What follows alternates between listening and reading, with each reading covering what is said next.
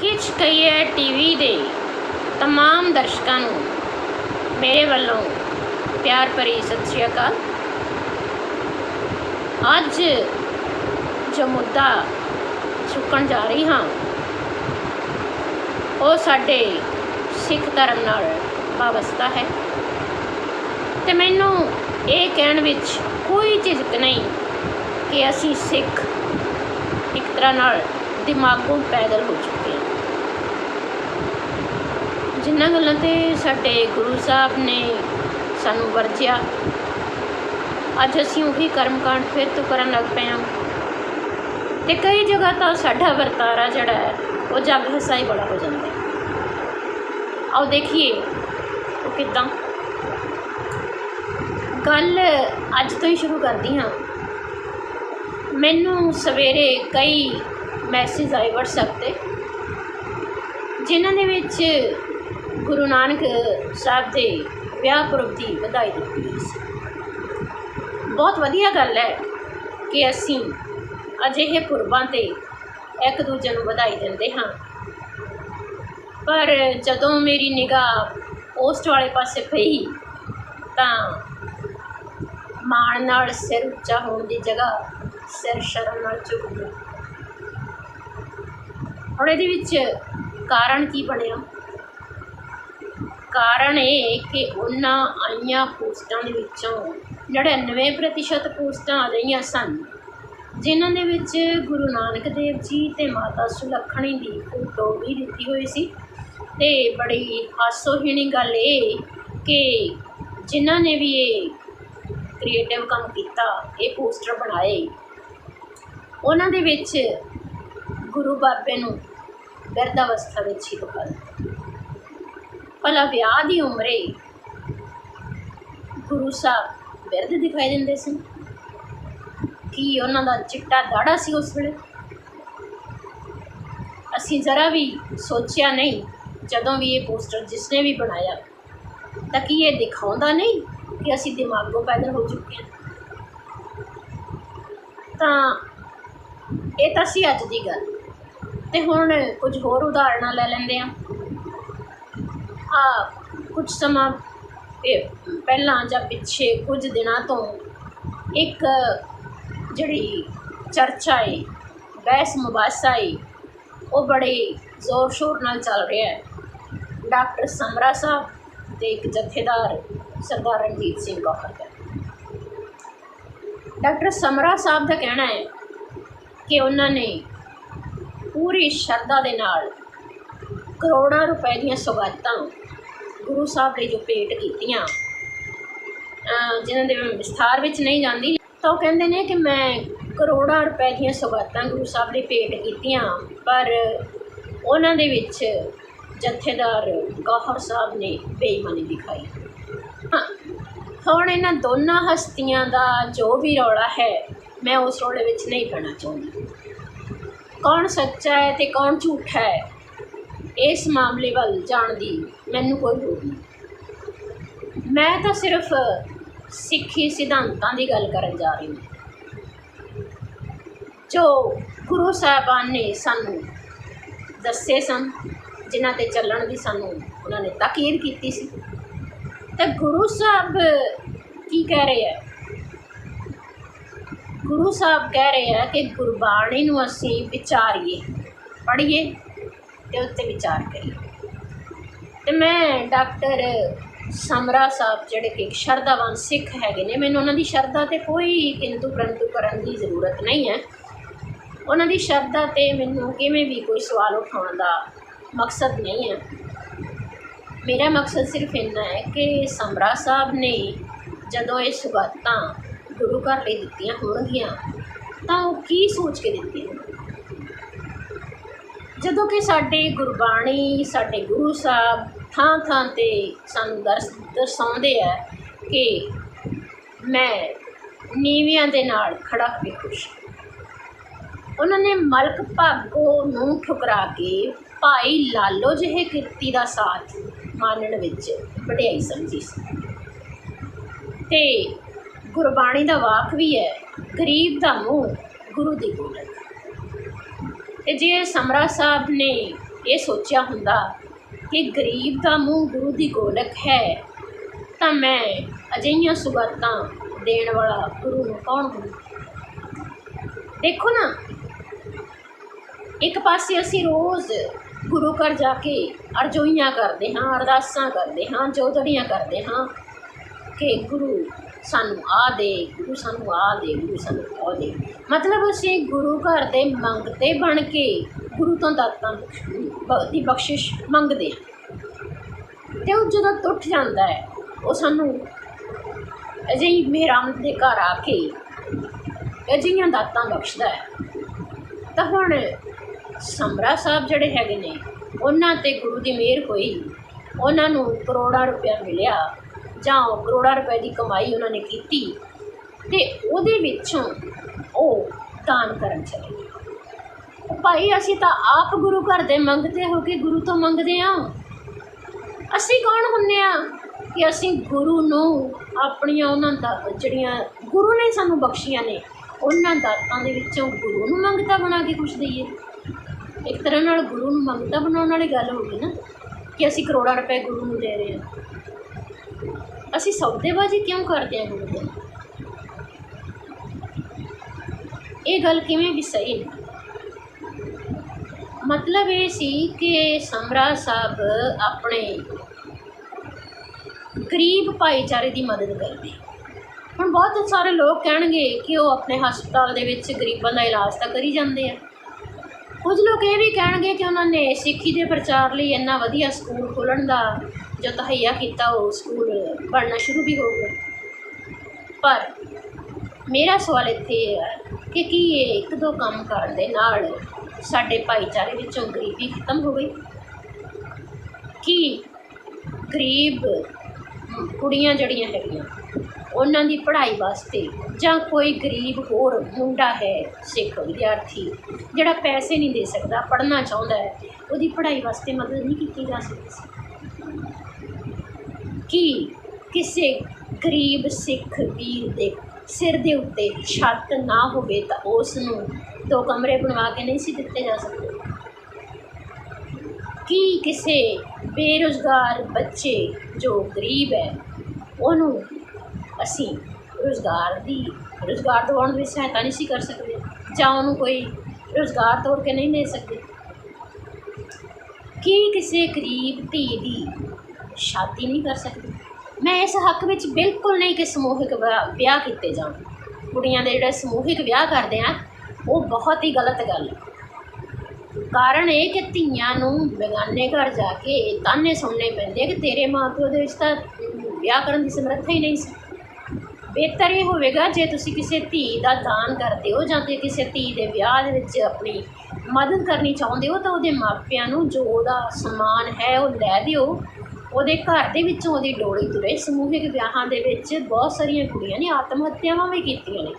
ਸ਼ਾਇਦ ਤੁਹਾਡੇ ਸਾਹਮਣੇ ਇਹ ਗੱਲ ਉੱਪਰ ਕੇ ਨਾ ਆਈ ਹੋ, ਪਰ ਮੈਂ ਕਾਫੀ ਕੇਸ ਜਾਣਦੀ ਹਾਂ ਜਿਨ੍ਹਾਂ ਦੇ ਵਿੱਚ ਸਮੂਹਿਕ ਵਿਆਹਾਂ ਵਾਲੀਆਂ ਕੁੜੀਆਂ ਨੇ ਨਮੋਸ਼ੀ ਮੰਨ ਕੇ ਆਤਮ ਹੱਤਿਆ ਕਰ ਲਈ ਬਾਅਦ ਵਿੱਚ। ਸੋ ਉਹਨਾਂ ਵਿਆਹਾਂ ਕੀਤਿਆਂ ਦਾ ਕੀ ਫਾਇਦਾ? ਇਸ ਲਈ ਸਮੂਹਿਕ ਵਿਆਹਾਂ ਦੀ ਥਾਂ 'ਤੇ ਤੁਸੀਂ ਵਿਆਹ ਕਰੋ ਧੀਆਂ ਦੇ, ਗਰੀਬ ਧੀਆਂ ਦੇ, ਪਰ ਉਹਨਾਂ ਦੇ ਮਾਪਿਆਂ ਨੂੰ ਜਾਂ ਤਾਂ ਨਗਦਨਾਮਾ ਦੇ ਦਿਓ, ਜਾਂ ਉਹਨਾਂ ਨੂੰ ਜਿਹੜਾ ਲੋੜੀਂਦਾ ਰਸਦ ਪਾਣੀ ਹੈ, ਜਾਂ ਲੋੜੀਂਦੀ ਸਮੱਗਰੀ ਹੈ, ਜਾਂ ਲੋੜੀਂਦਾ ਵਿਆਹ ਦਾ ਸਮਾਨ ਹੈ, ਉਹ ਤੁਸੀਂ ਲੈ ਕੇ ਦੇ ਦਿਓ। ਪਰ ਤੁਹਾਡਾ ਜਿਹੜਾ ਨਾਂ ਆ ਜਾਂ ਤੁਹਾਡੀ ਜਿਹੜੀ ਫੋਟੋ ਹੈ ਉਹ ਕਿਤੇ ਅੱਗੇ ਨਹੀਂ ਆਉਣੀ ਚਾਹੀਦੀ। ਕਾਰਨ ਕਿ ਬਹੁਤ ਸਾਰੇ ਥਾਵਾਂ 'ਤੇ ਅਸੀਂ ਸਿਰਫ ਦਿਖਾਵਾ ਕਰਦੇ ਹਾਂ, ਇਹ ਦਿਖਾਉਣਾ ਚਾਹੁੰਦੇ ਹਾਂ ਕਿ ਅਸੀਂ ਆਹ ਕੁਛ ਕੀਤਾ, ਜੋ ਕਿ ਸਾਡਾ ਗੁਰੂ ਕਿਵੇਂ ਵੀ ਉਹਦੇ ਨਾਲ ਖੁਸ਼ ਨਹੀਂ ਹੋ ਸਕਦਾ। ਦਾਨ ਉਹ ਹੈ ਜਿਹੜਾ ਸੱਜਾ ਕਰੇ ਅਤੇ ਖੱਬੇ ਹੱਥ ਨੂੰ ਪਤਾ ਨਾ ਲੱਗੇ। ਕਿਸੇ ਗਰੀਬ ਬੱਚੇ ਦੀ ਪੜ੍ਹਾਈ ਦੇ ਵਿੱਚ ਮਦਦ ਕਰ ਦਿਓ, ਕਿਸੇ ਗਰੀਬ ਵਿਧਵਾ ਭੈਣ ਨੂੰ ਉਹਦੀ ਹਰ ਮਹੀਨੇ ਕੁਝ ਮਾਇਕ ਮਦਦ ਕਰ ਦਿਓ। ਕਿ ਅਜਿਹਾ ਕੁਛ ਨਹੀਂ ਸੀ ਕੀਤਾ ਜਾ ਸਕਦਾ?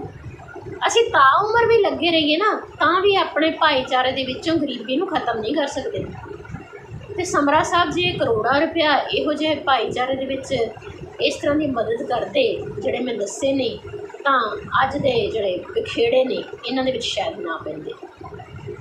ਖੈਰ, ਜੋ ਵੀ ਹੋਇਆ, ਹੁਣ ਵੀ ਉਹਨਾਂ ਨੂੰ ਗੁਰੂ ਨੇ ਜੋ ਬਖਸ਼ਿਸ਼ ਕੀਤੀ ਹੋਈ ਹੈ ਉਹਦੇ ਦੁਆਰਾ ਉਹ ਆਪਣੀ ਕਮਾਈ ਗਰੀਬ ਦੇ ਮੂੰਹ 'ਚ ਪਾਉਣ ਤਾਂ ਗੁਰੂ ਦੀ ਬੋਲ ਮੰਨੀ ਜਾਏਗੀ। ਇਹ ਹੁਣ ਉਹਨਾਂ 'ਤੇ ਨਿਰਭਰ ਕਰਦਾ ਕਿ ਉਹਨਾਂ ਨੇ ਕੀ ਕਰਨਾ। ਚਲੋ ਅੱਗੇ ਵੱਧਦੇ ਹਾਂ। ਪਿਛਲੇ ਦਿਨੀ ਆਪਾਂ ਦੇਖਿਆ ਕਿ ਸਿੱਖ ਕੌਮ ਨੇ ਸ੍ਰੀ ਗੁਰੂ ਗ੍ਰੰਥ ਸਾਹਿਬ ਜੀ ਦਾ ਪਹਿਲਾ ਪ੍ਰਕਾਸ਼ ਦਿਵਸ ਬੜੇ ਹੀ ਸ਼ਰਧਾ ਦੇ ਨਾਲ ਮਨਾਇਆ, ਬੜੀ ਸ਼ਰਧਾ ਨਾਲ ਮਨਾਇਆ ਅਤੇ ਮਨਾਉਣਾ ਵੀ ਚਾਹੀਦਾ। ਕੁਝ ਚਿਰ ਤੋਂ ਇੱਕ ਹੋਰ ਚਰਨ ਜਿਹੜਾ ਹੈ ਉਹ ਸਾਡੇ ਸ੍ਰੀ ਦਰਬਾਰ ਸਾਹਿਬ ਦੇ ਵਿੱਚ ਚੱਲ ਪਿਆ ਕਿ ਕੁਝ ਧਨਾਢ ਸਿੱਖ ਜਿਹੜੇ ਨੇ, ਸ਼ਰਧਾਲੂ ਜਿਹੜੇ ਨੇ, ਉਹ ਕਰੋੜਾਂ ਰੁਪਏ ਦੇ ਫੁੱਲ ਲਿਆ ਕੇ ਸਜਾਵਟ ਕਰਦੇ ਨੇ। ਇਹ ਕਰੋੜਾਂ ਰੁਪਏ ਦੇ ਫੁੱਲ ਲਿਆ ਕੇ ਸਜਾਵਟ ਕਰਨ ਵਾਲੇ ਬੜੇ ਖੁਸ਼ ਹੁੰਦੇ ਨੇ ਅਤੇ ਇਹਨਾਂ ਦੇ ਜਿਹੜੇ ਹਮਾਇਤੀ ਨੇ ਉਹ ਹੋਰ ਵੀ ਖੁਸ਼ ਹੁੰਦੇ ਨੇ ਕਿ ਦੇਖੋ ਦਰਬਾਰ ਸਾਹਿਬ ਕਿੰਨਾ ਵਧੀਆ ਸਜਾਇਆ ਗਿਆ, ਫੁੱਲਾਂ ਦੇ ਨਾਲ ਕਰੋੜਾਂ ਰੁਪਏ ਲਾ ਕੇ ਸਜਾਇਆ ਗਿਆ। ਪਹਿਲੀ ਗੱਲ ਤਾਂ ਕਰੋੜਾਂ ਰੁਪਏ ਦੀ ਸਜਾਵਟ ਇੱਕ ਦਿਖਾਵਾ ਹੈ, ਇਹ ਦਿਖਾਉਣਾ ਕਿ ਮੈਂ ਕਰੋੜਾਂ ਰੁਪਏ ਲਾ ਕੇ ਦਰਬਾਰ ਸਾਹਿਬ ਨੂੰ ਸਜਾ ਸਕਦਾ। ਦੂਜੀ ਗੱਲ, ਜਿਹੜੇ ਇਹ ਫੁੱਲ ਨੇ ਇਹ 2-4 ਦਿਨ ਤੱਕ ਉੱਥੇ ਰਹਿਣਗੇ ਅਤੇ ਉਸ ਤੋਂ ਬਾਅਦ ਕੂੜੇ ਦੇ ਤੇ ਢੇਰ ਵਿੱਚ ਜਾਣਗੇ। ਉਹਨਾਂ ਦਾ ਕੀ ਫਾਇਦਾ? ਕੀ ਉਹ ਕਰੋੜਾਂ ਰੁਪਏ ਵਿਅਰਥ ਨਹੀਂ ਗਏ? ਕਿਸੇ ਕੰਮ ਆਏ? ਨਹੀਂ ਨਾ। ਤਾਂ ਅਜਿਹੀ ਸਜਾਵਟ ਦਾ ਕੀ ਫਾਇਦਾ ਜਿਹੜੀ ਤੁਹਾਡੇ ਜਾਂ ਤੁਹਾਡੇ ਭਾਈਚਾਰੇ ਦੇ ਕਿਸੇ ਕੰਮ ਨਾ ਆ ਸਕੇ? ਅਜਿਹਾ ਕਰੋੜਾਂ ਰੁਪਇਆ ਫਾਲਤੂ ਰੋੜਨ ਦੀ ਬਜਾਏ ਜੇ ਇਹੀ ਪੈਸਾ ਕਿਸੇ ਗਰੀਬ ਦੇ ਕੰਮ ਆ ਸਕਦਾ ਤਾਂ ਉਹ ਬਿਹਤਰ ਨਾ ਹੁੰਦਾ। ਅਤੇ ਫਿਰ ਸਾਡੇ ਗੁਰੂ ਸਾਹਿਬ ਨੇ ਤਾਂ, ਗੁਰੂ ਨਾਨਕ ਜੀ ਨੇ ਤਾਂ ਆਰਤੀ ਦੇ ਵਿੱਚ ਗगन में थाल रख चंद की बने तारका मंडल जनमुखी धूप मना लोग सगल बंडाए फुल ज्योति कैसी अधूए वर्गी गल कह के ये दर्शाया है कि उस सर्ब शक्तिमान की आरती तो पूरे ब्रह्मंड में सारी बनस्पति कर रही। तो भगत रविदास जी तो इस तो भी अगे चल के कहते हैं कि वो किहड़ी वस्तु है जिहड़ी मैं हे गुरु तैनूं अर्पित करा, क्योंकि सारिया ही वस्तां जिहड़ियां ने झूठियां ने। जे दुध अर्पित करना तो पिछे का झूठाया होया, जे फुल अर्पित करदा तो भौरे का झूठाया होया। तो इस तरह उन्होंने बहुत सारी उदाहरणों दे के दस्सिया है कि ये जिहड़े संसारक पदार्थ ने सारे झूठे ने ते मैं अपने गुरु नूं सच्ची सुच्ची कोई वस्त अर्पित नहीं कर सकता। तो गुरबाणी का एक थां ते ये भी बयान है, पाती तोरे मालनी पाती पाती जियो, जिस पाहन को पाती तोरे सो पाहन निर्जियो, भूली मालनी है एओ सतगुर जन का है देव। सो उन्होंने तो गुरु साहबान ने तो ये भी दसिया कि जिस पत्थर वास्ते पूजा करने लिए पाती तोड़ी जा रही है वो पत्थर तो निर्जीव है, पर फुल जड़े ने वो जीव है, वो जिंदा ने, वो साह लेंदे। ते किसी शरधावान हमायती ने पिछे जे एक पोस्ट ये भी लिखी सी कि इस बार 4 करोड़ के जोड़े फुल सजावट लिए लाए गए, ਜਿਹੜੇ ਲੋਕਾਂ 'ਚ ਉਹਨਾਂ ਨੂੰ ਸਹਿਣ ਦੀ ਸ਼ਕਤੀ ਨਹੀਂ, ਪਰਮਾਤਮਾ ਉਹਨਾਂ ਨੂੰ ਇੰਨੀ ਕੁ ਸਹਿਣ ਸ਼ਕਤੀ ਦੇਵੇ ਕਿ ਉਹ ਅਗਲੀ ਵਾਰ 8 ਕਰੋੜ ਦੇ ਫੁੱਲਾਂ ਦੀ ਸਜਾਵਟ ਨੂੰ ਸਹਿਣ ਕਰ ਸਕਣ। ਸੋ ਮੇਰੀਆਂ ਉਪਰੋਕਤ ਗੱਲਾਂ ਦੇ ਮੱਦੇਨਜ਼ਰ ਕੀ ਕੋਈ ਤਰਕਸ਼ੀਲ ਬੰਦਾ ਜਿਹੜਾ ਸਿੱਖੀ ਵਿੱਚ ਵੀ ਯਕੀਨ ਰੱਖਦਾ ਹੈ ਅਤੇ ਗੁਰਬਾਣੀ ਵਿੱਚ ਵੀ ਯਕੀਨ ਰੱਖਦਾ ਹੈ, ਪਰ ਫਿਰ ਵੀ ਉਹਦੀ ਬੁੱਧੀ ਤਰਕਸ਼ੀਲ ਹੈ, ਉਹ ਦੱਸੇਗਾ ਕਿ ਇਹਨਾਂ ਕਰੋੜਾਂ ਰੁਪਏ ਦੇ ਫੁੱਲਾਂ ਦਾ ਕੀ ਫਾਇਦਾ ਮਿਲਿਆ, ਇਹ ਕਿਸ ਕੰਮ ਆਏ, ਸਾਡੀ ਸਿੱਖ ਕੌਮ ਦੇ ਕਿਸ ਲੇਖੇ ਲੱਗੇ। ਕੀ ਕਿਸੇ ਹਸਪਤਾਲ ਵਾਸਤੇ ਨਹੀਂ ਸੀ ਦਾਨ ਕੀਤੇ ਜਾ ਸਕਦੇ? ਕਰੋੜਾਂ ਰੁਪਏ ਨਾਲ ਕੋਈ ਸਕੂਲ ਨਹੀਂ ਸੀ ਖੋਲ੍ਹਿਆ ਜਾ ਸਕਦਾ?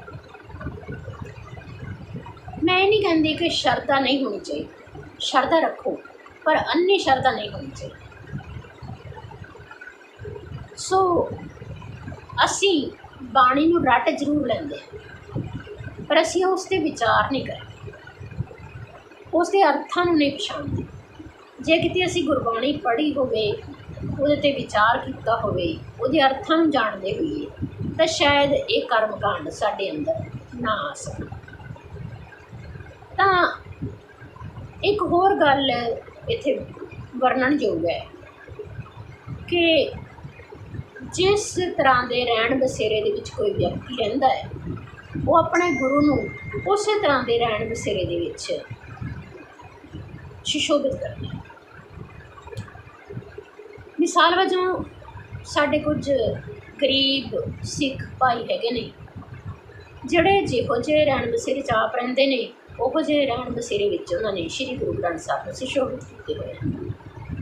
पर जदों साडे किते कट्टड़पंथियां नूं पता लग जांदा है ते ओह कट्टड़पंथी देखदे आ कि इस बंदे ने तां उच्च रुतबे के हिसाब दे नाल श्री गुरु ग्रंथ साहिब नूं सुशोभित ही नहीं किया, तो वह जाके उसके घरों श्री गुरु ग्रंथ साहिब की पीढ़ी चुक लेंगे। कि ये सही है? कि इस नूं वाजब मानते हो? मेरी जाचे तो नहीं। कारण यह है कि गुरबाणी गुरु साहिबान ने 1423 अंग जो सानू दिते है, वो सानू रुमालियां हेठ कज के रखने लिए नहीं दिते। तो जिस तरह की थां ते असी खुद रहिंदे हाँ, उस तरह की थां ते असी अपने गुरु नूं रखण दे समर्थ। साडा गुरु उसे विच ही खुश होएगा, क्योंकि सानू वो जिहड़ा रहन बसेरा उस गुरु ने ही बख्शिश किया है। जे वो सानू उचेरा रहन बसेरा, आलीशान रहन बसेरा देगा, तो गुरु नूं श्रद्धालु सिख उत्थे सुशोभित कर लेगा। तो जे उन्होंने झोंपड़ी दी है, तो वो झोंपड़ी के उसको सुशोभित कर लेगा। ये सानू सवाल नहीं उठाना चाहिए। मेरे हिसाब नाल तां घर घर दे विच श्री गुरु ग्रंथ साहिब साडे घरां च सुशोभित होने चाहिए है, जिन्होंने सिर्फ असी पढ़िए ही ना, सिर्फ जीव रटन ही ना करिए, बल्कि उस पढ़ी हुई बाणी के अर्थों भी चंगी तरह देखिए, वाचिए, उस तो चंगी तरह जाणू होइए। क्योंकि जिन्नी देर असी गुरबाणी के सही अर्थों विचारते नहीं, सही अर्थों जानते नहीं, उन्नी देर एक कट्टड़ता जिहड़ी है वो साडे आड़े आउंदी रहेगी।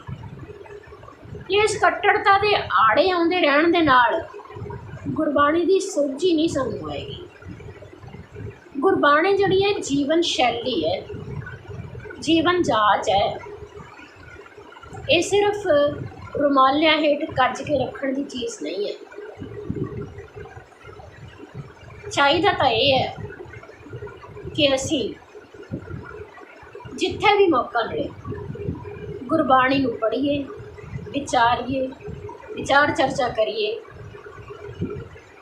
उसके अर्थों तो जाणू होइए, तो अपने जीवन में उसनूं ढालिए। तां ही साडे सिख होने का फायदा। सिख का मुढ़ला अर्थ भी यही है, सिखियार्थी। सो असी ताउमर सिखियार्थी बनना।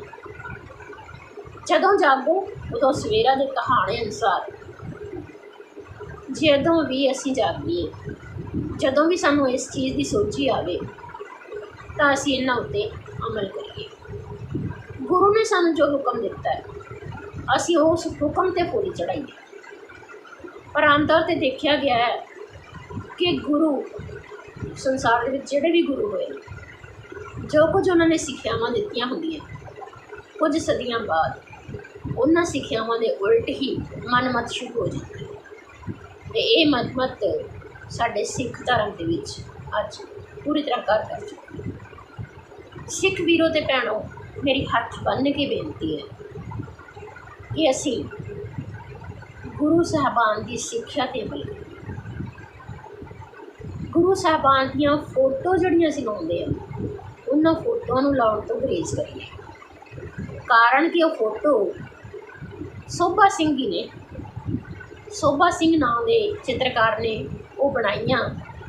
तो इस करके मेरा ख्याल है कि जोड़े अज पोस्टर भी लगे उन्होंने पोस्टरों के शोभा सिंह ने जवानी की उम्रे श्री गुरु नानक देव जी की फोटो नहीं बनाई। इस करके अगलिया ने चिट्टे दाड़े वाली बिरध फोटो गुरु नानक जी की विआह पुरब के उत्ते सजा किन्नी हास हो गई गल। साडे वर्गा ही धर्म इस्लाम का भी धर्म, इस्लाम धर्म के तुसीं अज तक देखिया कदे हज़रत मुहम्मद साहब की फोटो लगी हो? देखी कभी नहीं देखी। उस धर्म के भी वो मूर्ति पूजा का विरोध करते, साडे धर्म के भी विरोध करते। पता नहीं किहड़े वेले किस तरीके नाल शोभा सिंह ने ये फोटो बनाइया जां किसी साजिश तहत ये फोटो बनवाइया गईयां ते सिख धर्म के विच मड़ा मूही फोटो बन गई। अज हरेक घर दे विच गुरुओं दी फोटो लगियां होईयां, जदों कि गुरु साहबान ने तां सानू शब्द गुरु नाल जोड़िया। गुरु साहबान नूं किसी ने देखा? 5.5 सदियां हो गई गुरु नानक जी नूं गया, की असीं देखिया उन्होंने कि वो किस तरह के सीगे? जां दूसरे गुरु साहबान जिहड़े उन्हां तों पिछों भी होए कई सदियां बीतण दे बाद अज किसी नूं पता है कि वो किस तरह के सीगे? सिर्फ कल्पित फोटो, कल्पित मूर्तियां ने। इसलिए मेरी हाथ बन के बेनती है, बार बार मैं निमरता सहित बेनती करती हाँ अपनी सिख कौम नूं कि भाई इन्हां फोटोआं तो गुरेज करिए। अपने घरां दे विच असीं जे कुछ लाउणा ही है तो गुरबाणी दीयां तुकां वालियां फ्रेम बनवा के लाइए। अजकल मिलन भी लग गई हैं गुरबाणी तुकां, सो उन्होंने फ्रेम करके असी लगवा सकते हैं ते सही अर्थां दे विच असी शब्द गुरु के लड़ लग सकते हैं। सो अज लई इन्ना ही, फिर कभी मौका मिले तो फिर अजिही विचार जरूर करांगे। जो आज्ञा।